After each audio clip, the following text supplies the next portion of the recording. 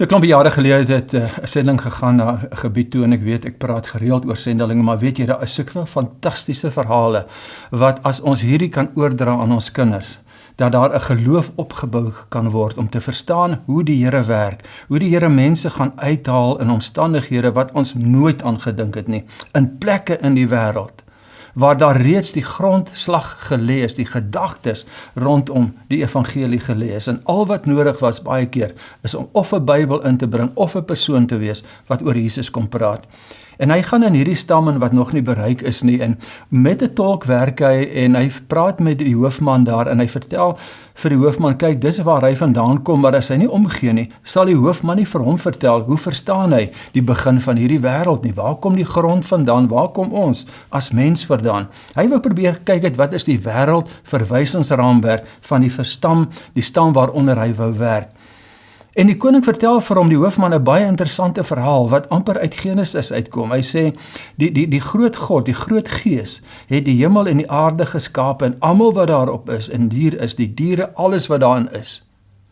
En hy sê, en ons kon, as ons voorvaders kon met hom gesels het, en die Here het vir ons 'n tou uit die hemel uit neergelaat na die aarde toe. En enige gesprek of vraag wat ons vir die Here wou vra, het ons dan net opgeklim, ons voorouers met die tou, met die Here gepraat, en dan kom ons terugkom. En die Here sê toe vir ons, maar ons moet net nie aan die tou peuter nie, want peuter ons aan die tou, en hy val uit die hemel uit, dan is die kommunikasie tussen God en die mens is dan verlore. En hy vertel toe hoe dit gebeur het in sy voorvaders lang gelede, dat die mense op en af geklim het en by God gaan praat het, raad gevra het, hoe om die aarde te bestuur, net soos dit uit Genesis uitkom.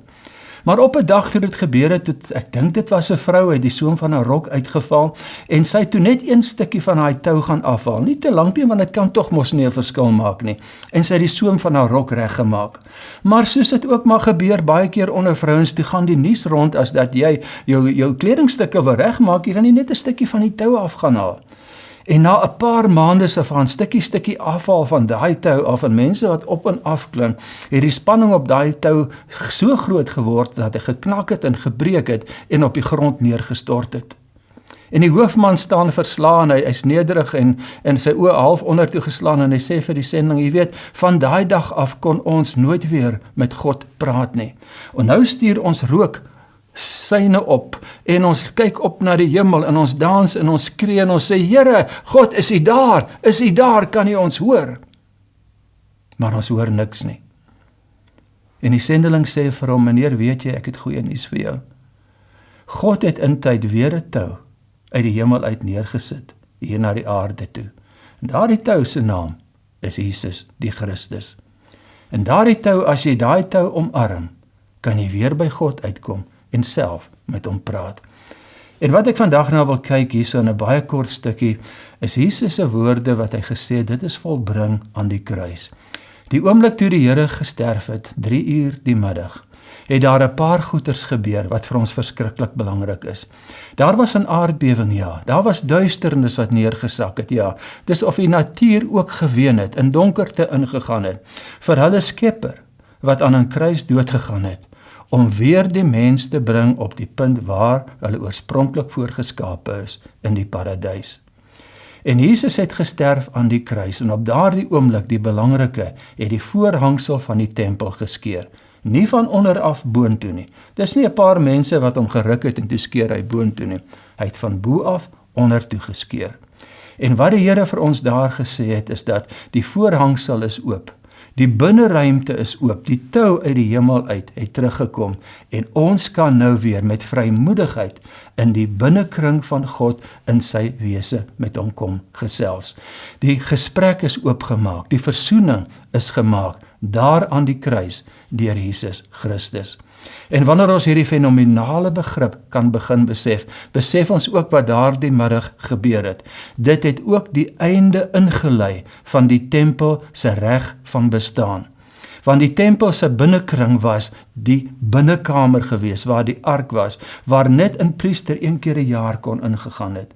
Maar nou is hy oopgemaak, en die tempel het sy waarde verloor. Alle offers wat gebring gaan word in die tempel toe, en ook miskien as hy herbou sal word, kan geensins meer die plek inneem van die offer wat Jesus Christus eens en vir altyd, vir alle mense en vir alle mense gebring het, ook vir die Jode. Onthou wat die Here Jesus gesê het, toe hy gesê het, ek is die weg en die waarheid en die lewe. Met wie het hy gepraat? Hy het met Jode gepraat, met Israelies gepraat, en gesê, daar is nie 'n ander weg nie. Die offer wat gebring word, die offer wat ek self gaan bring, is die enigste weg op die pad vorentoe. Dit laat my so dink aan daai offer wat gebring is, en miskien moet ons net 'n kort beeld daarvan vat, en ons ken die verhaal wat gebeur. Wanneer die priester bring en hy vat 'n lam, dan stap hy om die lam en hy kyk of die lam geen gebreke het nie. Tel die lippe op en kyk of die tande almal daar is, daar nie siektes is nie. En wanneer hy die lam verklaar as gesond sonder gebreke, dan word die lam neergesit op die offertafel. En dan gaan die priester en hy vat 'n mes en hy vra vir jou wat die offer bring, sit jou hand bo op die lam.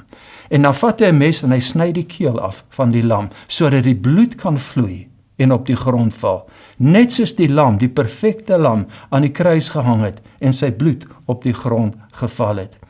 En dan wanneer die bloed op die grond uitstort, en soos dit uit die liggaam van die lam uitvloei, en jou hand op die lam is, so vloei uit jou liggaam uit, al jou sondes, al jou onvergifnis, al die wraak wat jy gehad het, al die seer, al die hartseer, al die selfverwyd, al die identiteitsprobleme wat ons gehad het, val op die grond neer, totdat die lam leeg is, en jy leeg is.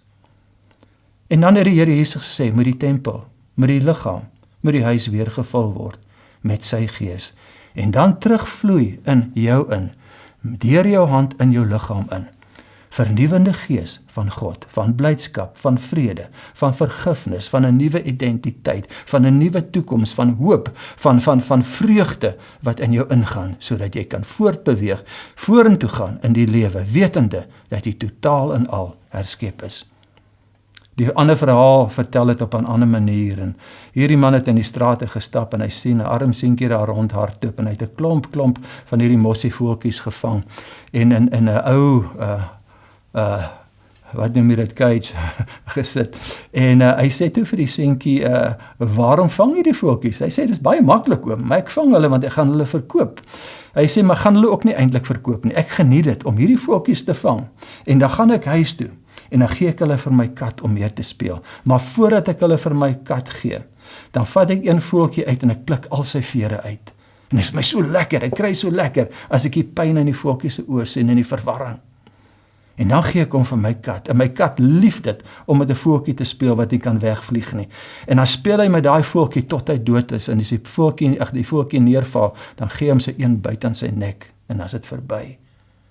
En hierdie man kyk die seentjie so, en hy sê vir hom, hoeveel wil jy hê? En die seentjie sê, wat bedoel oom? Hy sê, hoeveel wil jy hê? En hy kyk met sy oë na al die voeltjies. En skielik glimlag daai seentjie en hy sê, oom, R500 vir die houertjie, die cage, en al die voeltjies wat daarin is. En die man voel in sy agtersak en hy haal 'n rol note uit en hy tel 500 af. En hy gee dit vir die seentjie en hy sê vir hom, it is done. En die seentjie vat die geld en hy loop weg. En op daardie oomblik sien die man 'n visioen van Lucifer wat by Jesus kom. En Lucifer het 'n hokkie, en binne-in is die hokkie wat bevange mense is, seer mense is, angstige mense is, siek mense is, mense gevul met vrees is, mense wat op die punt staan om te sterf, mense wat totale hoop opgegee het. En Jesus sê vir Lucifer, what are you going to do with this? And them? And Lucifer said, oh, I'm going to take them to my angels, my demons, and I'm going to feed them one by one to the demons, and the demons are going to do everything with them that they always wanted to do to the human beings. En Jesus kyk vir Lucifer en hy sê vir hom, sê vir my, wat wil jy hê? En Lucifer sê, excuse me? En die Here sê vir hom, what do you want? En skielik glimlag Lucifer en hy sê, I want your everything. I want your body, I want your blood, I want everything you have. And Jesus said to Lucifer, it is done.